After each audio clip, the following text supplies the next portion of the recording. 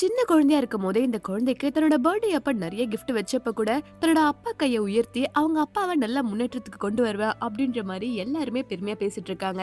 அதுக்கேத்த மாதிரி அந்த பிள்ளையும் வளர்ந்த பிறகு அவங்க அப்பாவுக்கு பெருமை சேர்க்கிற விதமா பெரிய பிசினஸ்ல எடுத்து ரன் பண்ண ஆரம்பிக்கிறா. இவளுக்கு 2 அண்ணன்க வேற இருப்பாங்க.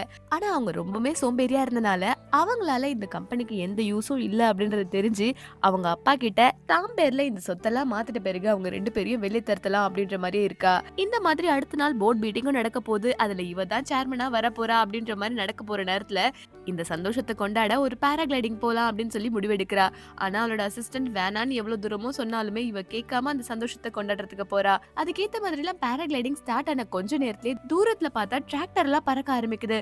என்னடா இதுன்னு பார்த்தா அப்படியே கொஞ்சம் தூரத்துல பயங்கரமான ஒரு புயல் இவளை நோக்கி வந்துட்டே இருக்கு. ஐயோ மாட்டோண்டா அப்படின்ற நினைச்ச நேரத்துக்குள்ள அந்த புயல் வந்து இவளை தாக்கி இவளை நார்த் கொரியாவோட பார்டருக்கு கொண்டு போய் விட்டுடுது.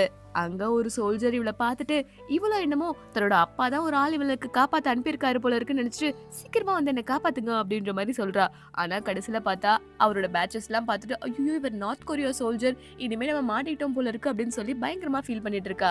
உடனே இந்த சோல்ஜரும் இப்ப நீ கீழே வர போறியா இல்லையா அப்படின்ற மாதிரி இவளை கேக்குறாங்க. அதுக்கேத்த மாதிரி கொஞ்ச நேரத்துல இவளும் கீழே வந்த பிறகு நான் பாராகிளைடிங் பண்ணிட்டு இருந்தேன், தெரியாம புயல் அடிச்சனால இந்த மாதிரி வந்துட்டேன், நான் இந்த இடத்த விட்டு ஓடிடுறேன், என்ன விட்டுருங்க அப்படின்ற மாதிரி தான் சொல்றா.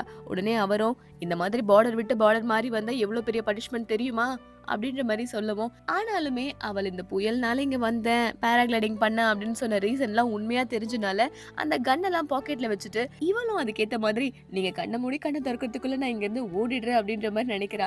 உடனே இவளும் ஓட ஆரம்பிக்கிறா. ஆனா அதுக்குள்ள அவரும் என்ன நினைச்சிட்டு இருக்க, இதெல்லாம் என்னோட ஏரியா, இதெல்லாம் நான் பாதுகாப்பு பண்ற ஏரியா, இந்த இடத்துல எங்கெங்கெல்லாம் கண்ணி வெடி இருக்குன்னு எனக்கு தான் தெரியும், நீ இந்த மாதிரிலாம் போனா வீணா சிக்கிக்குவ அப்படின்ற மாதிரி சொல்றாரு. ஆனா அடுத்த நிமிஷம் அவர் தெரியாம நடந்து வந்து அவர் ஒரு கண்ணி வெடி மேல காலை வச்சிடுறாரு. இருந்தாலுமே அந்த பொண்ணு பாத்துடுறா. நீங்க ஒரு வெடி மேல காலை வச்சிட்டீங்க அப்படின்ற மாதிரி சொன்னாலுமே அவர் அதை அக்செப்ட் பண்ணிக்கவே மாட்டேங்கிறாரு. அதுக்கப்புறம் வேற வழி இல்லாதனால தன்னோட ஃப்ரெண்ட்ஸுக்கு கால் பண்ணி இங்க யாராவது வர சொல்லலாம் ஹெல்ப்புக்குன்ற மாதிரி அப்படின்ற மாதிரி கால் பண்ணலாம்னு எடுக்கிறாரு. ஆனா அதுக்குள்ள அவரோட வாக்கி டாக்கியும் அப்படியே ஸ்லிப் ஆகி அந்த தண்ணியிலே கீழே விழுந்துடுது. இவளும் வேற வழி இல்லாம அவர் கிண்டல் பண்ணி இங்க இருந்து ஓடிடுறா. இவன் தான் தன்னோட ஃபியூச்சர் ஹஸ்பண்டா வர போறான்ற விஷயம் தெரியாம இவங்களோட ஃபர்ஸ்ட் மீட் இங்க ஆரம்பிக்குது. இந்த வீடியோ உங்களுக்கு பிடிச்சிருந்தா மறக்காம லைக் அண்ட் சப்ஸ்கிரைப் பண்ணிக்கோங்க.